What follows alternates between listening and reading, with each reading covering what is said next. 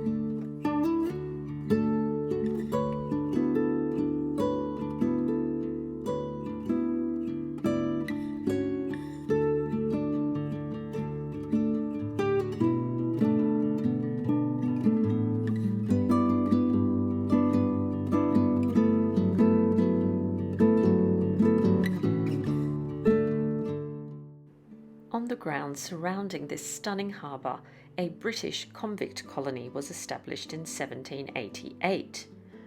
This was the beginning of Sydney's colonial history and, tragically, the beginning of a destructive time and a period of great hardship for the Aboriginal groups who'd called this area home for tens of thousands of years, namely the Gadigal people of the Eora Nation.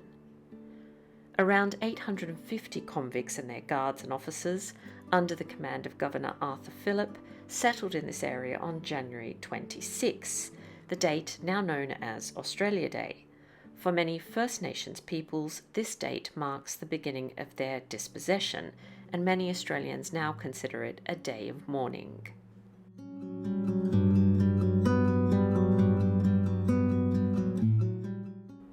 This lovely sandstone building is Cadman's Cottage.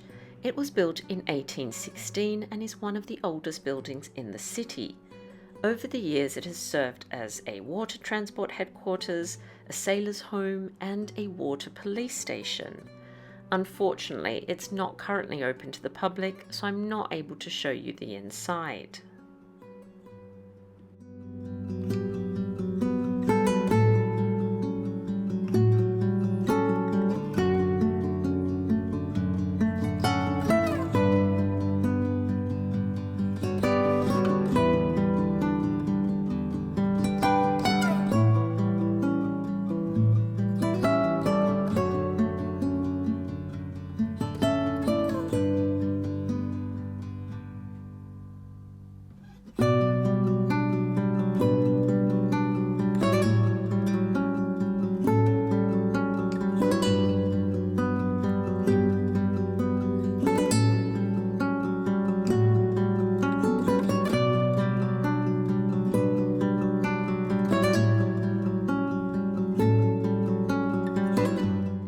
We are now walking through the Rocks, one of my absolutely favourite areas of Sydney.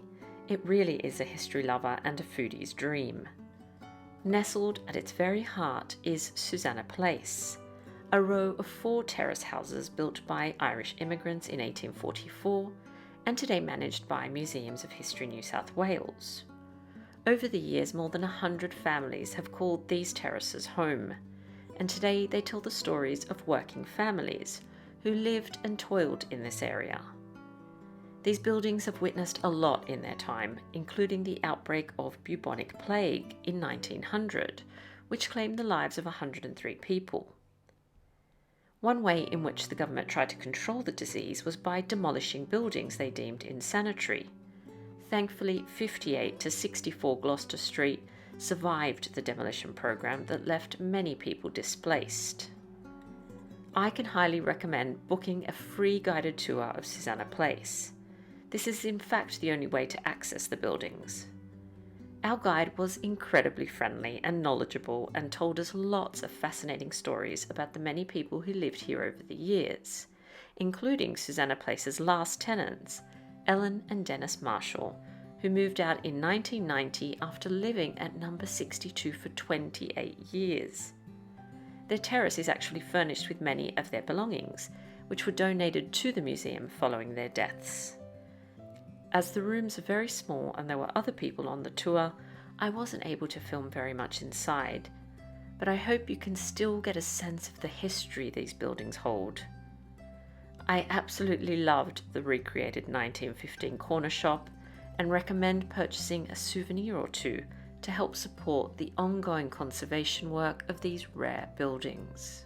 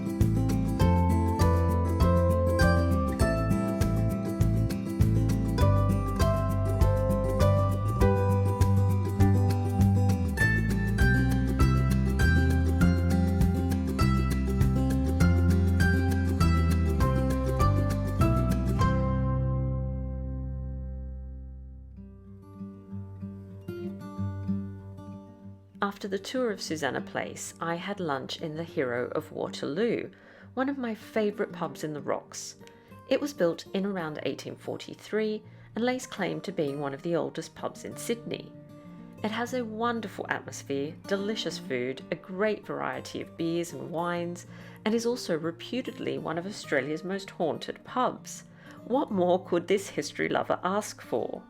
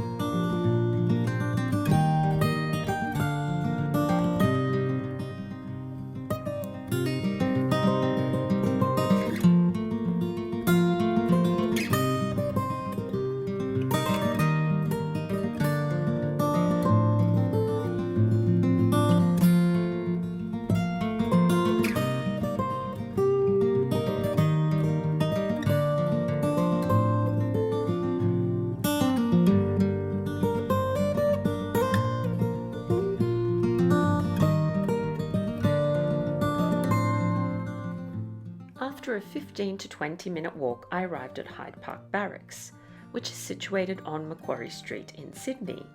It was built between 1817 and 1819 to house convicts. But following the abolishment of convict transportation to New South Wales in 1840, it served as a women's immigration depot and an asylum. I was given an iPod and headphones on arrival, and then embarked on a 90-minute self-guided tour. The immersive audio technology is incredibly impressive. As you move around the museum, the audio associated with your location is automatically activated, so you don't need to do anything at all except walk around, look, and listen. Through your headphones, you hear the stories of the men, women, and children who were held or housed at the barracks, and the profound and devastating impact that colonial expansion and the convict system had on Aboriginal communities. It really was an immersive and moving experience. The first-person narratives and sounds help bring the complex history of the site to life, and the rich and varied collection of artefacts on display, more than 4,000 objects, greatly enhanced the experience.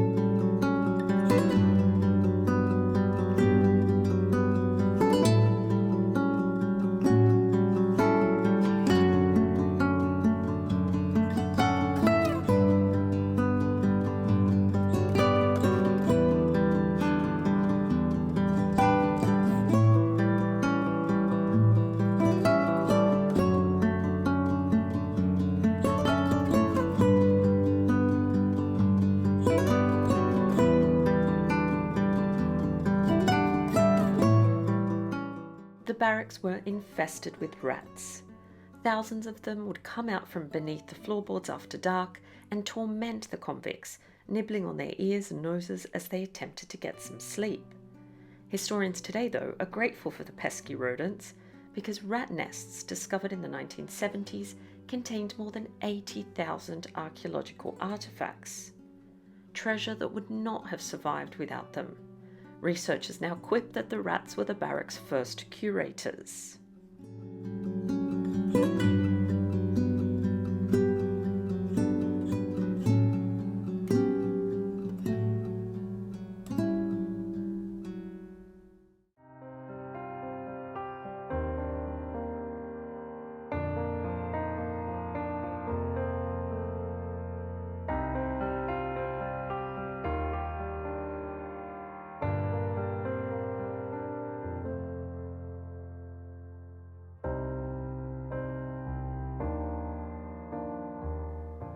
On the morning of the 18th of December 1838, 7 men were publicly hanged at the Sydney jail. They'd been found guilty of slaughtering an unarmed group of Aboriginal people at Mile Creek. While the final death toll has never been confirmed, at least 28 corpses were recorded at the site. Many of those who perished were women and children. The men were the first British subjects to be executed for massacring Aboriginal people. Tragically, this was not the first or last appalling act of violence against Aboriginal people in Australia. The frontier violence in New South Wales was widespread, and much of it went unrecorded and unpunished. While confronting, it's vital for us to acknowledge the many brutal ways in which the first peoples of Australia were dispossessed of their lands.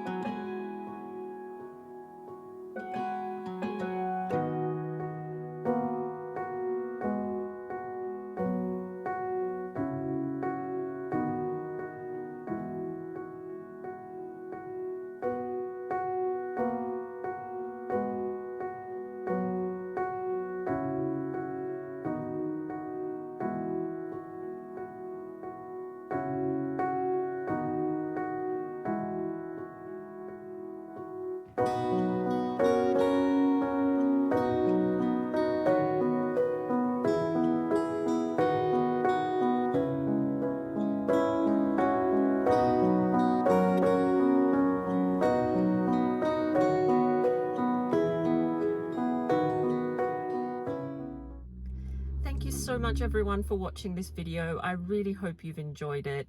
I've had an absolutely amazing day, but I must say I'm quite tired now, so I'm ready to go home and put my feet up and have a cuppa. So I will see you all again in another video very soon, but until then, take good care of yourselves. Bye bye.